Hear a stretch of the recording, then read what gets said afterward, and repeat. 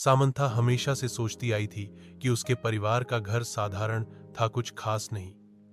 एक शांत पड़ोस में बसा हुआ यह एक आरामदायक 2 मंजिला घर था, जिसमें एक सफेद पिकेट बार्ड और एक अच्छी तरह से रखा हुआ बगीचा था।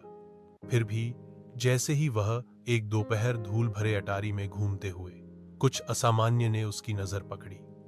दूर के कोने में भूले हुए बक्सों के ढेर के नीचे उसने फर्श के तख्तों के नीचे छिपा हुआ एक संकरा ट्रैपडोर देखा। जिज्ञासा उत्सुक होकर उसने घुटने टेक दिए और उसे खोला। नीचे जो छोटा सा सीनुमा मार्ग था, वह एक मंद पुरानी सुरंग की ओर जाता था।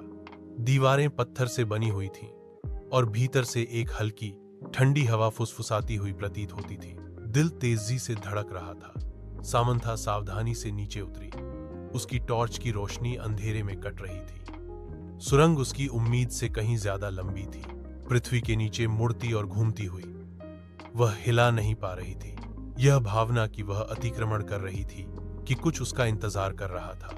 एक अनंत काल जैसे लगने के बाद सुरंग अंततः एक छिपे हुए कमरे में खुल गई।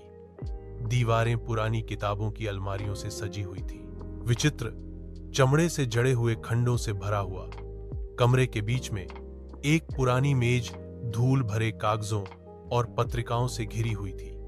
जैसे ही सामंथा दस्तावेजों को पढ़ती गई, उसके हाथ कांपने लगे। रिकॉर्ड डीएस ने निषिद्ध अनुष्ठानों और गुप्त समाजों की बात की। उसके परिवार का नाम बार बार उल्लेखित किया गया।